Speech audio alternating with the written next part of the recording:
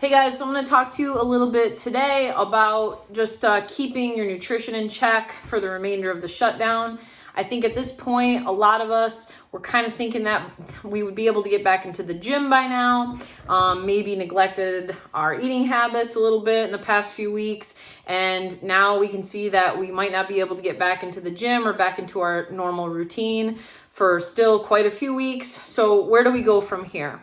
Couple of tips, pieces of advice for you to make it to the summer, to make it to whenever it is that our gym opens back up and we can get back to our regular routine. So the first piece of advice I'm going to give to you is use this time to get in good habits and prioritize your hydration. You can do that by just making sure that you're drinking enough water during the day. It's not like, for me as a teacher, I have a hard time sometimes getting my water in because I don't know at what point I'm going to be able to use the restroom. So here we are, we have, we're working from home. The bathroom's right there whenever we got to go. So use this time to try to get your water intake up. If you're somebody who actually also like me, not too wild about the taste of just plain water, I get kind of sick of it. So some advice or some things that I use to just make it so that it's not as bad. I like these flavorings that you can add, sugar-free. I really love this one. I got it at Target, Blackberry Lemonade by Crystal Light.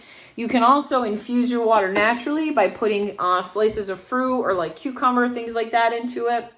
Or you could even do something like seltzer water or 0-calorie flavored waters. But just try to make sure that you're getting the amount of liquid that you're taking in up. Sometimes you might feel like you're hungry, you want a snack. As you know, sometimes our body gets the message of thirst mixed up with hunger. So you think you're hungry, you might actually just be thirsty. So take that time to make sure that you are getting your water in instead of reaching for a snack.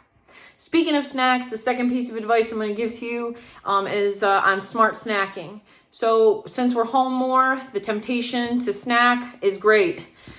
So keep around things that are okay to snack on. Go to the store, you might go to the grocery store once, a bigger trip than you would normally take. Stock up on some things like vegetables. When you get home, wash them, get them all cleaned up, put them in a bowl so that they're right there, grab and go. Same thing with fruits. Something I like to keep around are clementines. If I'm in the mood for something sweet, a little snack, I just grab a clementine. It takes me a little while to get in there, so it keeps me a little bit busy, and gets my mind off of maybe like the idea of having a snack because I'm having to work to get it.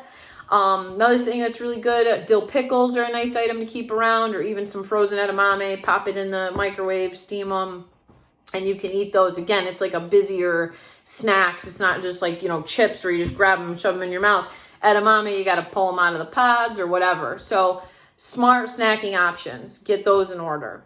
The third thing is meal prep. So you might think, well, what's the point of that? I'm home all day. Why would I meal prep? I'm not saying to put things in, in individual containers during this time like you would to pack your lunch. What I mean is if I go in my fridge here, all right, as I look through some stuff I have going on here, I've got 90% ground beef ready to go. So when I want to have a meal, I cook this ahead of time. I just add a scoop of it.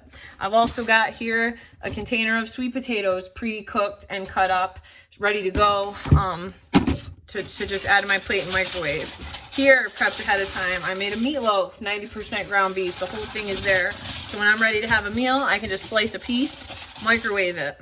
Another thing I've got, and this is great, everybody should make one of these, or I have one of these pretty much all the time. Crustless quiche, easy breakfast. I cut a quarter of that, just microwave it. Really, and all it is too is our eggs, fat-free cheese, or you can do regular cheese, egg whites, some spices, a little bit of milk.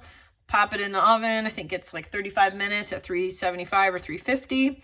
Another thing I keep around a lot of are fat-free Greek yogurts. This one's great. Caramel apple pie. My favorite is the banana cream. And if you want to make that a little bit more desserty, I actually recommend keeping some of this around. Ready Whip, this is fat-free whipped cream. I actually think that this one tastes better than the regular one. But you can take a fat-free banana cream Greek yogurt, put a little bit of PB2, like peanut butter powder on there, add some of that whipped cream, and that's like a nice dessert.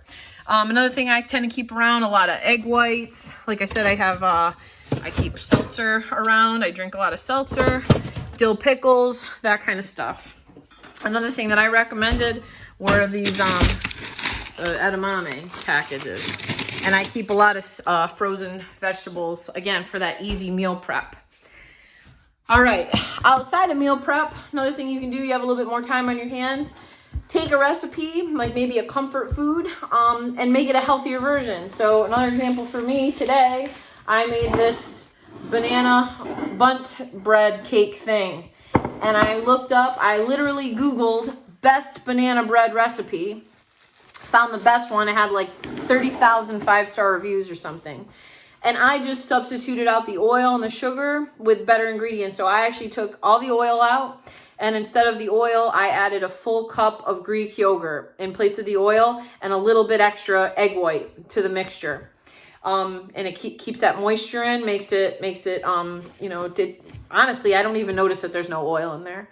In place of added just regular granulated sugar, it called for 3/4 of a cup of sugar. I added a 1/2 cup of maple syrup and a little bit extra mashed banana. And I also took whole bananas and baked them around the top. I just set them right down on the batter. Like I said, I did it in a bundt cake pan. So just take a recipe and doctor it up a little bit. Try to make it healthier. If it fails, probably still tastes pretty good. It's not like you're presenting it at a party. People are going to be judgy. You're just eating it in your own house. So take a risk. Just try something new. And finally, 5th piece of advice, take this time to learn. You hear all these things about like counting your macros, for example, which is what I do if I'm in a period of time where I need to change my eating habits or lose some weight or gain some weight or whatever.